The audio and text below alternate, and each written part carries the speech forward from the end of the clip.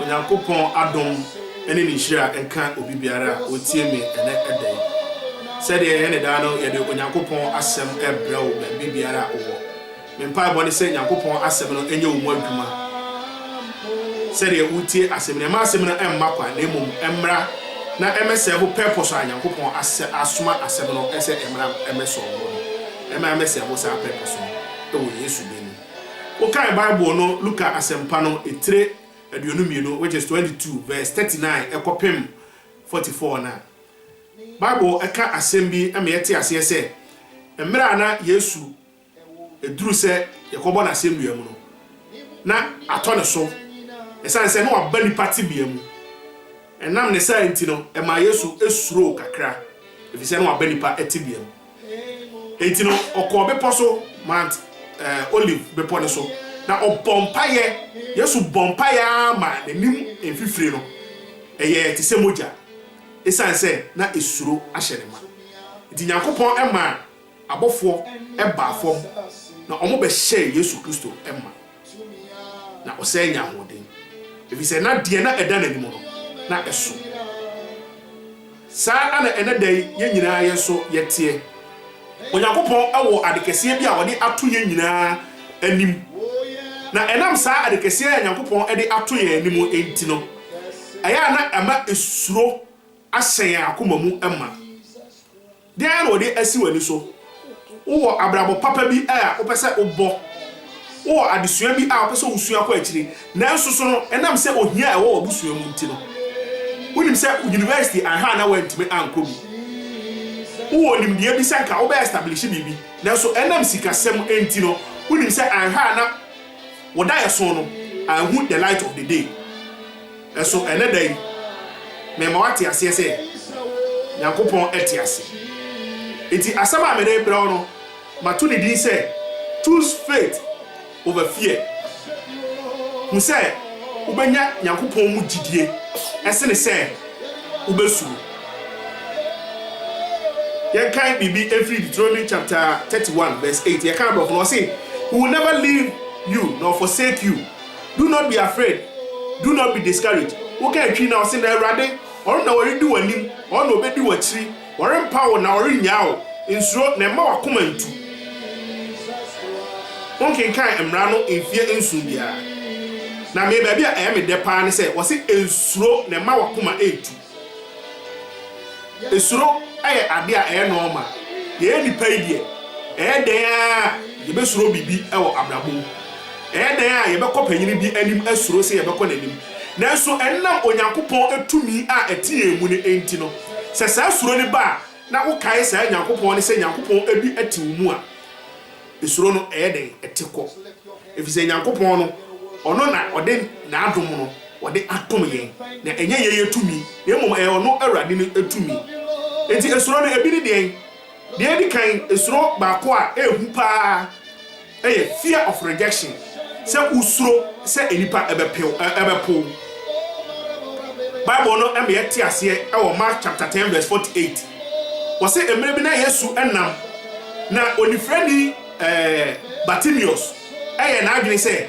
ba biara a Yesu enam no enne na yaresa eda na so oye se obeben ba bi a Yesu Kristo ewo no enipa bebre tiatia no o kan Bible na was many people scolded him and told him to be quiet, but he shouted even more loudly, "Son of David, have mercy on me." Enipa no twene sign say Bartimaeus gina baby ye pen kwan akonyankopon tia wo ni frani de na wo baba be na so na onam say o gidie bi e woni mu say oso Yesu mu mpokra na ni fra na ye de ebeti akọ ene dai sa na ye nyina ye so yete eduru time bi say ye pese ye bibia enam esuro bi a ewo ye mu say eden na nipa bo se nipa twe ye san wuntimi nye why ba ne a wo de wo pese wo utimi ekọ anim ekọ nkan ekoye adewe anase adewe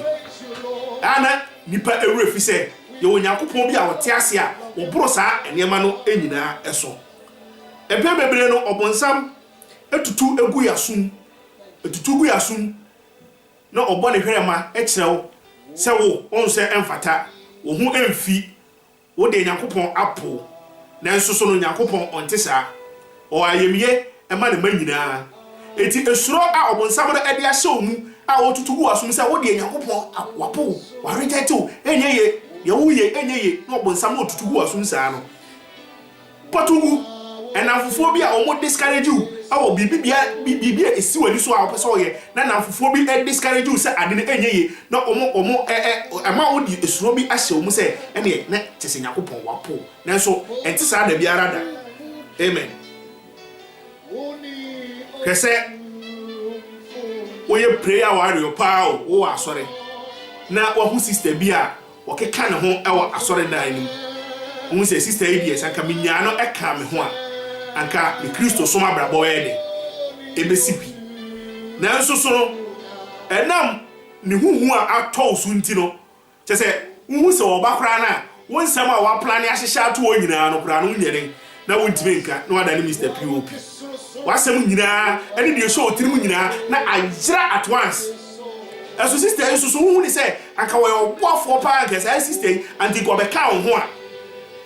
anka wo betimi atumpon e wo Kristo so mu say sister e onam wo area o ko ba hu ni say anka wo dofo pa no nanso wa anka sa wo di suro bi atu say sister no kora wa ye ne wa reject wo dada entina wa defeat wa anka sa wo feel self defeat e wo yanto saa ne mani mu ne ehunu se Nyankopɔn no on reject ye na biara da dia etoso mienu was it the fear of people's opinion and approval ade yesuro se ade a yekoye edien ana nipa beka saa ade no ade yetirimu dem ama enema bi a yepese yetimi ye no ama yentimi enye den enye esan se ye hwehwe de nipa beka anase nka nipa stamp so man nanso de enipa enyi ntumu no eno Nyankopɔn ebia na enye Nyankopɔn adwene eso because esuru enipa adwene ana esuru Nyankopɔn so adwene de Nyankopɔn adwene fa ho no enye eno ana ne enipa adwene fa ho enipa adwene kuguo enipa odwene enko onwene nkunimdie nanso Nyankopɔn de odwene nkunimdie onwene kuguo ema wo so ono nenim adwempo a wabɔ afa ho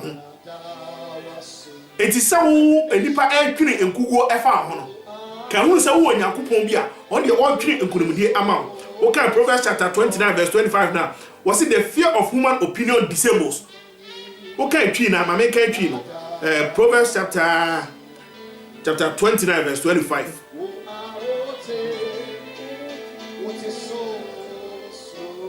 enka Bible ne say na onipa hu suro esum fidie onipa ne hu esuro no esum fidie eti se wo suro e de nipa beka na esum fidie eti esum fidie sa na e ma de wo pesa wo ye de Nyankopɔn eri ahye omu na wo pesa wo ye no untumi enye pesa brother yi wote asafu labor baabi ana obi afre ne se o asofufo ya agba ya yasesa abodi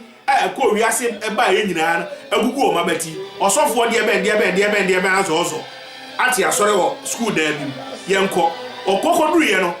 ehonom na osofo yi ebe frɛ no mo aboni hu ha krachi mi hu se Nyankopɔn bia mani wode me kɔ asem na hu se woda frudaka bim enti efiri wo kɔ no brai ekotwam awo leba baabi a to frudaka ipe ohu ne ho se on da frudaka im otwam fa frudaka esto animu a na ayem hihye afa wontimi na woda bia na frudaka nyini na ni so na so no ebi kura na entisa o eso no sofo no oka ade ehunahuna no na ma watimi da bia no aba be hye na se no aba ne na ase ntino wo aka no de ehunahuna eso ka hunu se wo Nyankopɔn ba wo kan Psalm 18 verse 2 na was it the Lord is my rock and my fortress and my deliverer, my God, my rock, in whom I take refuge, my shield and the horn of my salvation, my stronghold. Sababu aka we nyina ato abra boso a edi enti ana yese uma enipa huhu eto so onipa opinion bi osofo bi a onkeja bi na amani ehunahuna na untimi emo obra no enko wani sede ese oboko ya to aso a was saying the fear of giant obstacles in our way to success. And bebre no say ye seti go bi e wo ya bra bom a ubon say obstacle kese akwansidie kese bi e wo ya nimu a sa akwansidie no entimi ye hu ni say ade a ye pese ya achieve no ye ntimi achieve uhwe Goliath na emre bi duru na Goliath sorry ginan be ma tenten kese Bible describe Goliath say was so no wa na ne hu yie na Philistine be gina ho no ma no adi Israel for atem so munya kopon no woi no adi duo matem no ko ne ba bi na edurumra bi ma Nyankopon e ma David akrake toa bi o sorry ginan na ohuru David na nkasa mu de na ya akrake to na so na ni nyame a wotiri mu no na ni Nyankopon na ye den eso na ni Nyankopon na ye kese esanse na David Nyankopon asu nti no woti ginan na o defeat Goliath wakika de obekika e kire no wose wo mu no tuni woni hwan se okasa tie Nyankopon enkrofo na Goliath David ekon na Goliath tofom wode boba ba ko pe se Nyankopon timu a wode boba ba ko pe o ana wode bekum Goliath no ebia na sika ni ho ebia na ahodi ni ho ebia na nimdie ni ho ebia na nidaso ni ho na so Nyankopon a wode ho ato ne so no wode boba ba ko pe wode bekum saa ne amani nyina ama na to agu na esuro a ewo mu no wode fiti no emre bi Nyankopon asuma Moses so onko Faro nchen no ko kan kire Faro se o ma ne nkrofo onko na Moses na akra ya suma no Bible say na onimu kasa Moses kro na no Bible kire say na wadi kan kra akokum obi e okro ni mama wakum obi o e wo Egypt anu wadwane akwa hye baabi edu ono akra no ye hwehwe no ohene e hwehwe no abrafo hwehwe na chi no enso say ni bakro na Nyankopon so ma ne say ko Faro anim na ko ka kire ni say ma me nkrofo e kwan no monko na Moses e ko Faro nchen samre ni na Faro ne di wiase nyina so Faro ahini ani ahini ane so na wo hwe boni a Moses adie no wo say ko Faro nchen e ko ka kire ni say let my people go wo say Faro efri na ko o pyramid na yesisi no wana yake say yesisi nyina ye nsibiem Israel for so o mu nsibiem me Nyankopon se me kan kire o say Israel for ade o mo ne sa anene giant bi gina wa brabom bibi kese bi esi wo kwan ama wuntimi enhuru de Nyankopon ade esi wani na so wo Nyankopon atumi no Nyankopon ahoɔden no Nyankopon enwosra no se eba wo so a dia wuntimi enye no Nyankopon wosra ne nti enwosra ne tumi ne nti wobetimi ayesa na na Nyankopon ade ahye wo mu no o say the fear of the future yesuro ye daachi a ewo ya nimu no emaye eso enam eniama bi a atwam ewo ya brabo emunti no ama yesuro daachi a ye kwa akwa hia no enam abuse bi a ye do famu emotional abuse bi enam say o papa bi a wona ne tena ye kɔwensa ni bi a wona ne tena ya da bia no wo bro ma minti ema wo suro se aware kra wo baba be kom no esen ana aware no e ba be ko ukuru ko bro se bia na ye matitiem aya na yesuro ma wo mu ene hwe se de ema asia ye enkankan ye na ye ti abrochire ha no Bible ne kan wose ebedu mrebene awofo asodefo ma asodefo beba ne ne de aba amana boroso na se wa mompa ye anyina ana edi o hwese gang groups asore agina na disi ampo anipa ye kum wo mu e wo lande ye fase kan ye dia wo wo yam enim dia doso ama enne lesbianism gay eni introduce e kire ye nkura e wo mu school mu a omukọ ubohu na obaba woni ni tifia woni se oye papa no na obi ede eniema fu sei no ode adua bofra nim a wo ye hu hwe enyi enti ama eja ya yem hihye sa daachi na ye to ani a ye hunu no eja ya ayem hihye na so ye die ye nim Onyankopon a ye som no o kan Bible no Romans chapter 8 verse 28 was it, and we know that for those who love God all things work together for good for those who are called according to his purpose. You can't key now. Romans chapter 8 verse 28. Romans 8:28. Bible no me kind key. Bible no say was na enim say won a wodo Onyankopon no ade nyina di bwa won na ehwie won ye. bona odo Nyankopon wo se ade nyina di boa ho na ede ehwie won ye enam se me no mienu ye do ye Nyankopon ni nti sasafo ne se omo de ye ma ebekọ oseye mu so omo be se ye ma daachi na ye ma na enema Nyankopon ade aduru omu no se emamu a omo daachi a esan odo a ye do Nyankopon nti no Bible ne se